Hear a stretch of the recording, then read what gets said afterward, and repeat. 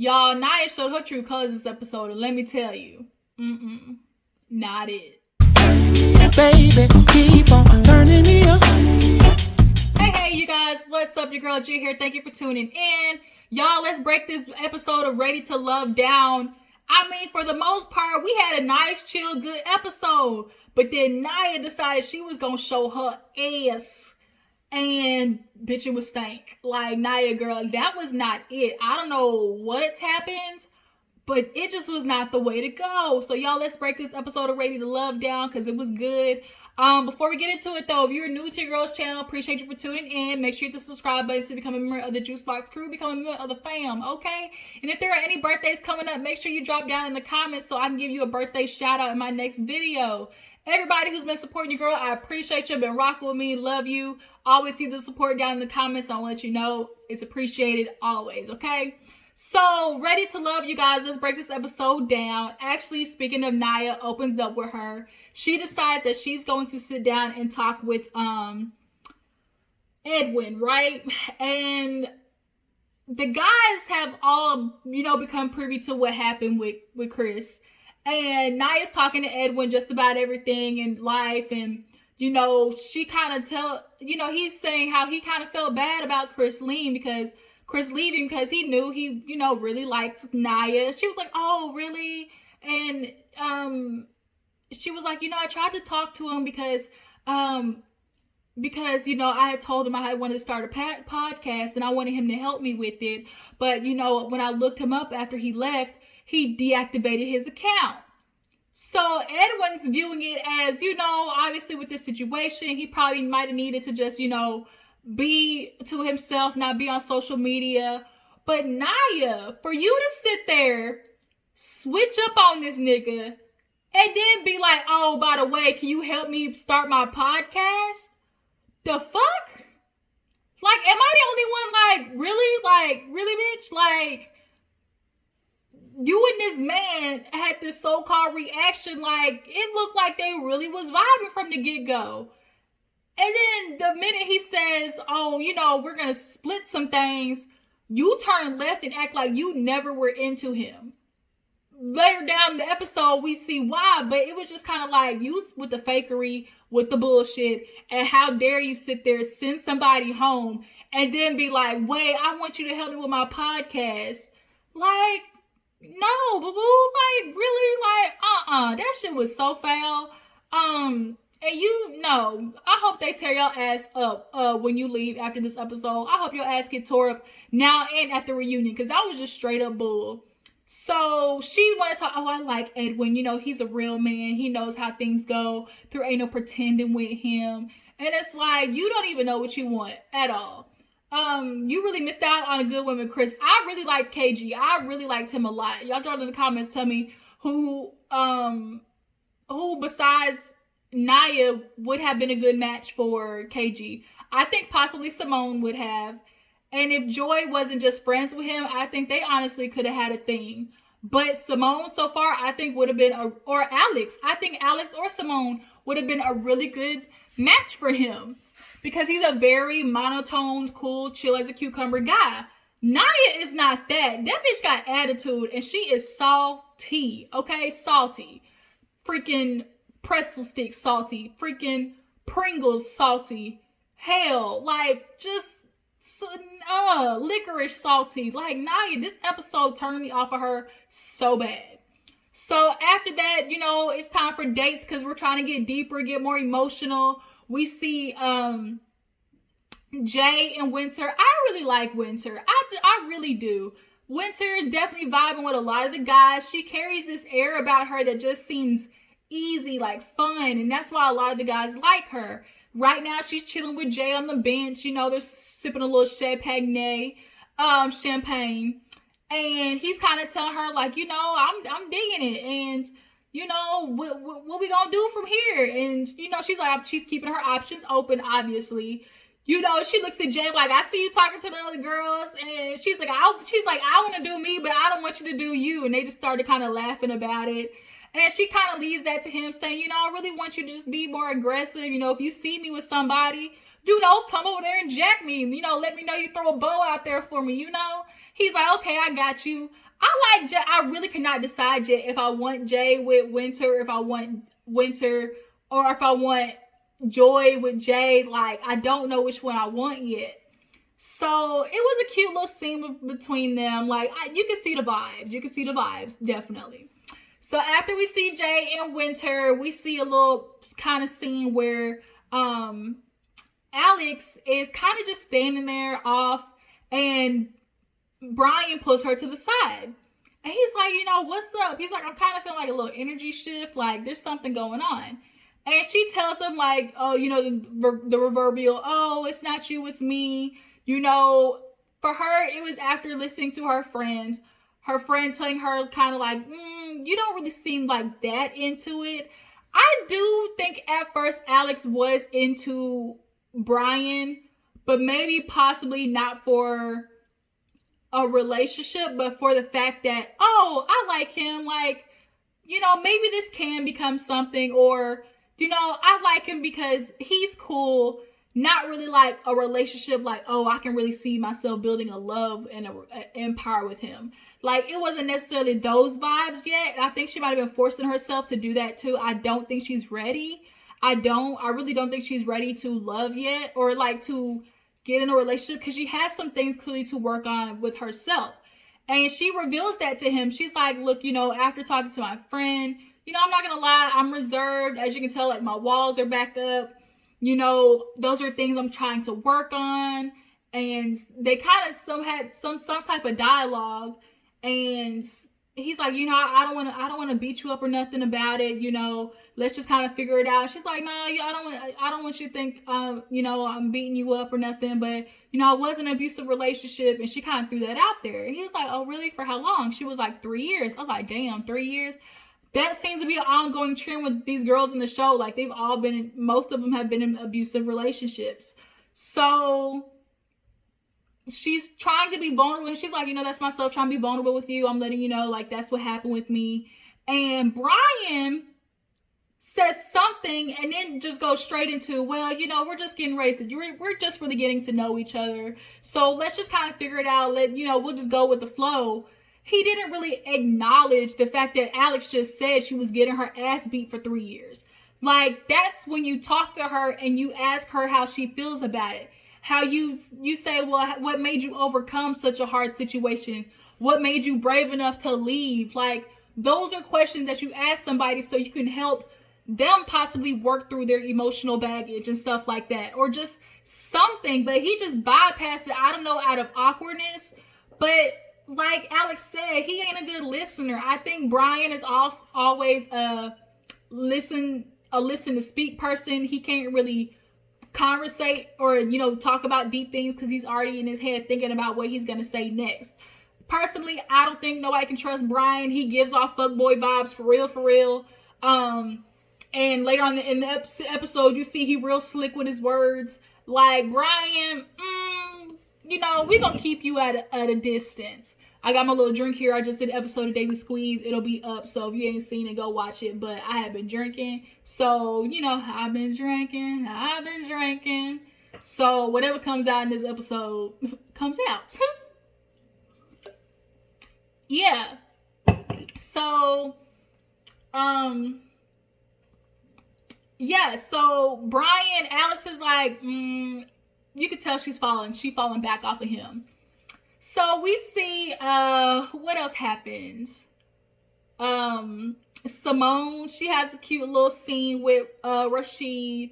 Her asking him out came in a good time because Rashid walked into the building seeing, Khalif, what's his name? Khalfani. I was saying Khalif. Khalfani is such a weird, eclectic, but like nice name. Khalfani. It gives me like a strong like tightness. Like when you think the name Khalfani, he's it. So he walks past and sees Adrian and Khalfani playing a little checkers game, flirting and whatnot. So for him to see that, he's realizing, she tells me I'm number one, but maybe I still need to talk to other people. So when Simone comes down to ask him on a date, it's perfect timing. So she's like, I'm trying to be more vulnerable. I'm trying to like go for what I want. So what I want is a date with you. And he was like, that was cool. And, she was like, okay, I want you to plan it. Just tell me what to wear. So it was cute. Rashid is growing on me. At first, I really didn't think he was cute at all. Like, at all. I'm not really into baldness. But he's growing on me. Something about him, he got a little bit of je ne sais quoi that's growing on me. So, Edwin takes Joy for a nice little tantric yoga. She walks out her little beautiful natural fro, and he tells her what they're doing. So Edwin, y'all, he built like a dad. He got dad bod for real, for real. So they do this yoga. They're leaning on each other, and Edwin's like, this symbolizes, me being able to bear the weight of your stresses. Just put them on my back. I'll carry them for you. Overall, the gist of the date was nice. Joy kind of got something out of it. And at the end, when they were facing each other and doing like a little cradling, they kind of had a moment where they were looking at each other, but they didn't kiss. I think Edwin was a little too chicken to just go ahead and kiss her. But it would have been a good moment too. Like, it was perfect timing. It would have, but I get it. He wasn't for sure. So Edwin and Joy go on a date. So now Winter and Brian and Khatami and Adrian do like this little tiki hut boat thing, in the water. And Brian takes Winter because he was interested in her before, but he was so focused on Alex.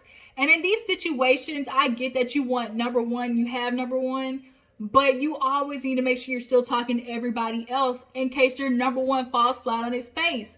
You need to make sure like you have your other, options still interested in you is what I'm meaning. So Brian kind of messed up doing that. Brian and Alex kind of messed up. So Winter's like, I'm kind of side-eyeing the dog fuck out of Brian because I don't like how he did that whole Alicia situation. And, him and Alex are still kind of a thing. So she asked him about Alex and he's like, oh yeah, we cool. I just, I'm trying to, make sure I do my due diligence talking to other people. So Winter asked the table just overall, what do you like the most about the person you're with? Khatami says some great things about Adrian. She's funny. We laugh all the time. She has a bright spirit. She's, she's optimistic. Like, he was saying good things about her. Winter asked Brian, what do you like about me? This nigga talking about, oh, I've been noticing you from the get-go. You beautiful.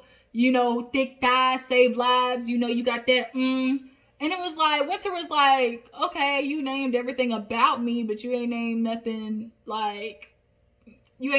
of substance. David is, I don't like it. Brian is a very much superficial person. And that's probably why him and Alex can't really go much further, because he was just being superficial with her the whole goddamn time. Yeah, Brian, I'm sorry. He got to be the next nigga to go. I don't trust him. I don't trust him as far as I can throw him. And Winter definitely, after him talking about nothing but what she looked like, she beautiful and got cakes, got them yams back there, that booty, that wagon. That's all he's worried about. He ain't really worried about building a true connection with Winter. So, speaking of Winter, she does a little walkthrough with Anthony. She's like, I wasn't interested in Anthony till I saw him in these these tight ass pants. And then outfit revealing his muscles and his pectorals. I said, bitch, you lying. You saw him in them tight ass pants. You know what? And you saw what you saw. You saw this can. That's what you saw. You saw this can in them pants. Yeah, girl, nice and nice little grip, that's what she saw. Quit lying. I saw his pectoral muscles, bitch. You saw him in them tight ass pants, and you saw a little something. So they end up walking down this, the little pathway on the little park, and they have a good moment. She kind of explains to him black women always have the superwoman syndrome, which is, I got it, I'm good by myself, I know how to handle it. And women have become a lot stronger these days out of just a symbiotic relationship of men.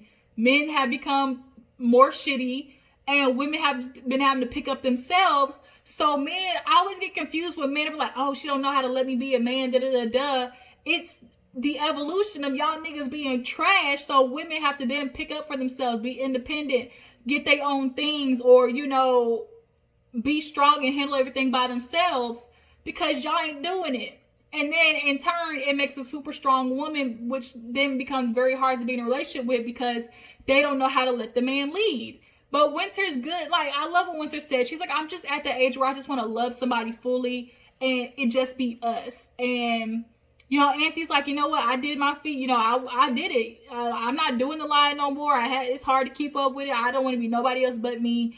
And I want to ride this thing out. Like, Winter, whoever she's with, she honestly does have great conversation with. She's kind of like a chameleon, can kind of go anywhere.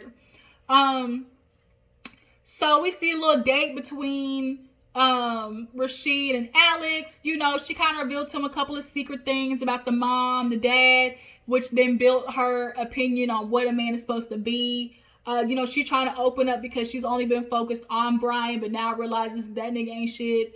Then we see this funny moment where Khatami is sitting there with Adrian and Denise walks by like the school principal, just rocking real slow and kind of looking at them like, walking off and was like, like, and so Adrian's like, you don't want to go over there? And he was like, no. And she just in there just steaming out the ears. So Khatami ends up checking on Denise and he's like, look, you know, I just want you to cool out. She's like, what you want me to do? Not show you that I care? You know, like she said, like, once I'm in, I'm all in, which scares me. Because she one of the women that if she black out, nigga, you might want to run. She gonna pop your tires. She definitely gonna do some Jasmine Sullivan type shit. Like, Denise looked like that woman who would slowly poison you with rat poison. Like, she looked like that. But Khatami had to let her know, like, look, I cannot read your mind. I don't know what you want. Like, you know, the whole point is to go through with this process and, you know, explore every option. So she's like, oh, you know, I'm okay. I need to move according to you. Like, at least now I know. Khatami's like, look, you know, I need you to trust that from with another woman. Like, it's all good. So Denise is now feeling like Adrian is doing it on purpose. Do I feel like Adrian is doing it on purpose? Like 10%. I think she generally does like Khatami, but I think she also does recognize the fact that it's a bonus that shit gets under Denise's skin. That's basically what it is. But Denise, if you don't want to see the shit, quit walking past it and quit trying to intimidate them because that is not it. Now Khatami's backing up because you're coming off a little, you know, extra protective / jealous. So, who else had a date? I think that was it. Oh no, Simone and Rashid finally go on their date. It was super cute. Y'all, Rashid got money because, you know, he with the expensive luxury cars. And he kind of tells her a personal story about growing up, about him and how he's the first to graduate college. You know, even through learning disabilities. Like, I really like Rashid. He's growing on me. And Simone and him really had a vibe. They kissed and everything. So, is it in just enough time, though? That's the thing. Simone waited really late to try and get a bump on talking to the men. So, is that all the dates? Yeah, that's all the dates. So, all the men get back. They start talking to Tommy. Tommy looking at Brian like, you talked to Alex today? How y'all doing? Stronger or weaker? He said, huh? He said, oh, you know, we making things work and we gonna do better. He said, that ain't what I said. He said, stronger or weaker. He said, streaker. Everybody was laughing like, damn, Brian, you sure do know how to, you know, have a way with words. Like, he definitely is one of them niggas you gotta keep an eye on. But the thing, Tommy, that I like what he said was, are you willing to work on it, though? And he said yes. But little do he know, like, Alex, you can tell, is very much checked out. So then we move on to Joy. And then Edwin talks about how he did the tantric, you know, yoga situation. And, you know, Jay's sitting right next to him. And then when they brought up Winter, he like, oh, you know, my baby Winter. And everybody was looking at Jay like, ooh, like he felt it and was like, wait a minute, your baby Winter. And, you know, he cool. He trying to play it cool or whatever. You know, he can't let the other person, you know, see you sweat. But they're all, like, they're both vibing with Winter and Joy. So it's going to be hard towards the end which one they're going to pick. I do not know. Something about me really feels like Edwin should be with Joy and Winter should be with Jay. Tell me what you guys think about that arrangement. How do you feel? So, Tommy basically told Brian, yeah, you hearing her, but are you listening? Like, is it? Yeah, you hear her, but are you listening? So Brian's like, yeah, and then we get to Naya, and they start talking. Rashid kind of said something poignant, like, damn, you turned that fast. Like, were you even really into him? Like, that one thing made you switch like that, which then makes me feel like Naya's on some bullshit, where she turned out to be like, you, like, that nigga KG was into you. So the other guys are now having to eliminate somebody. They talked about Denise as well. Khatami's like, look, you know, even if we're in a relationship, I need to be able to feel like I'm not being constricted. So Jay is the one that talks to Denise. Rashid talks to Naya. Jay sits there talking to Denise and was like, look, you know, we had a nice conversation. Obviously with Khatami, your name came up, and I just kind of want to ease you into it, saying like, look, even as men in a relationship, we don't like, you know, we still like to feel free. And she basically picked up on, you know, don't be overzealous, don't be jealous. Like, I just need to trust him and kind of back up. So he then tells her, like, you're ready to love. And she was like, shit, you ain't got to tell me. I know I'm ready to love. But she understands now at this point that she's got to let Khatami breathe. So Rashid gets to Naya.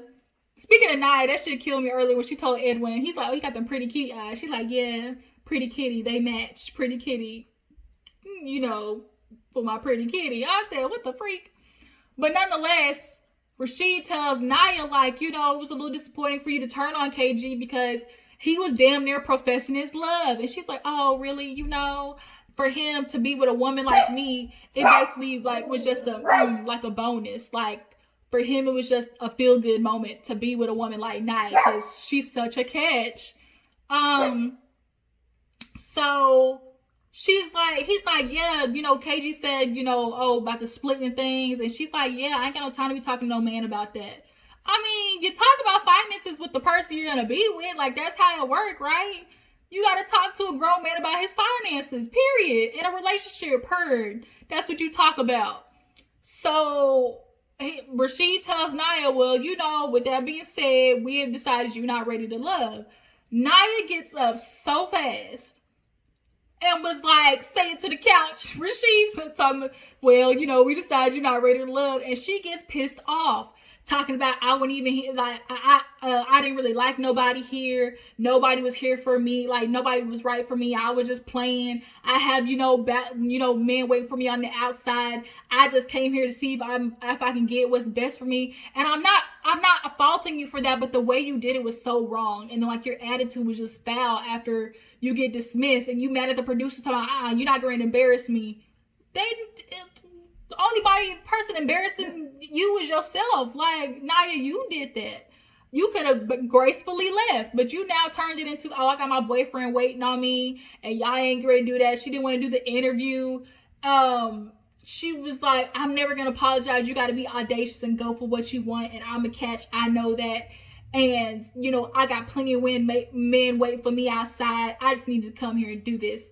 And it just kind of makes me feel like you came here for an opportunity then, because for you to talk to Chris about doing a podcast, not that you knew Chris was going to be there, but you knew being on this show would have been a great segue for you to do your podcast. Which then lets me know you was on the fake bullshit, Naya. Like, that shit is for the birds.